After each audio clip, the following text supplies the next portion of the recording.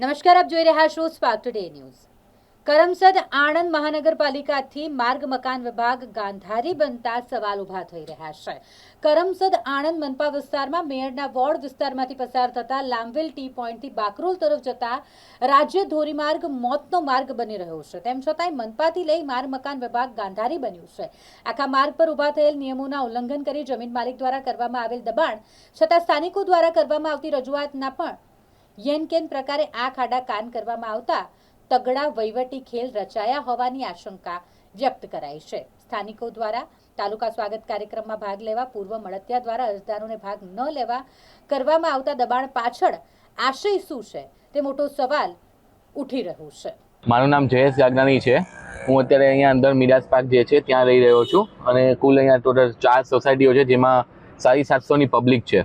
હવે અહીંયા અમારે મિરાજ પાર્કની જેવી રીતે બહાર નીકળી છે ત્યારે અમારે જે સ્ટેટ હાઈવે લાગે છે લાંબે બાકરો રોડ છે.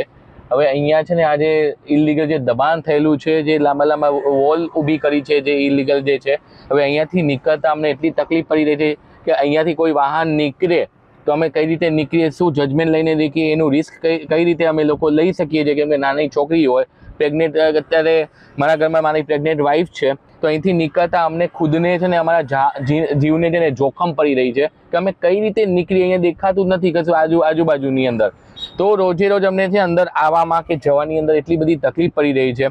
અહીંયાથી યુ ટર્ન મારીએ છીએ તો યુ ટર્ન વાગતા નથી કેમ કે આટલું બધું દબાણ થયેલું છે. ઉપરથી નીચે થાંભલા કોઈ લેવા આવી નથી શકતું.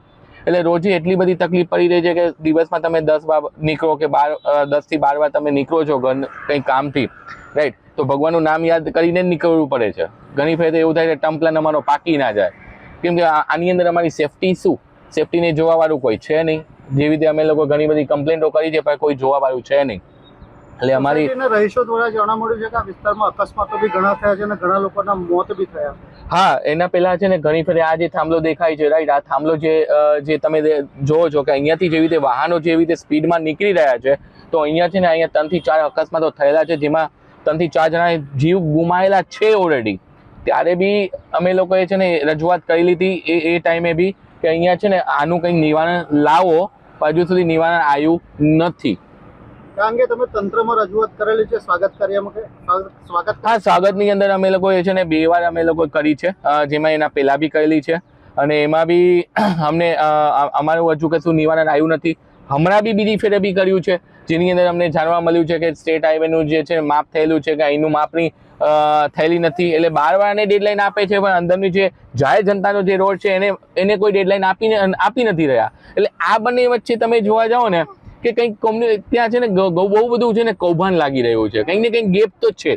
કેમ આ 12 વાળાને છે ને માપણી કરવા માટેની ડેડલાઇન આપે છે, અહીંના લોકોને જે અમે લોકોએ આરટીઆઈ કઢાવ્યું છે અહીંના લોકોને જે છે આજે માપણી થવી જોઈએ રોડની, એની ડેડલાઇન કેમ નથી આપી રહી? તો શું એનું ક્યારે નિવારણ આવી શકે છે? તો એના માટે અમે લોકોએ બહુ બધા પ્રયાસો કર્યા છે પણ આની અંદર છે ને અંદરો અંદર બધા મિલીભગત છે એવું દેખાઈ રહ્યું છે અમને. કેમ કે એકને ડેડલાઇન મળે, બીજાને ના મળે, આનું કોઈ નિવારણ આવી નથી રહ્યું. કેમ આવું થઈ રહ્યું છે એ અમને હજુ સુધી છે ને શંકા થોડી લાગી રહી છે અમને લોકોને, જેની શંકાનું અમારી છે એવી રિક્વેસ્ટ કે આ જે શંકા જે છે અમારી મિલીભગત કે જે કંઈ બી હોય અમારું નિવારણ થવું જોઈએ. જે છે અમારો બી જીવ છે, નાના બાળકો છે, નાના બાળકોનું છે, અમારા ફ્યુચરના આવનારા બાળકો જે છે, જે 2 મહિના પછી મારા ઘરમાં ડિલિવરી છે, એનું કોણ જોઈ રહ્યું? તો અમારી માંગણી છે કે અમારે ઇમિડિયેટલી બેસવું પણ આનું છે ને કન્ક્લુઝન આવી જાય.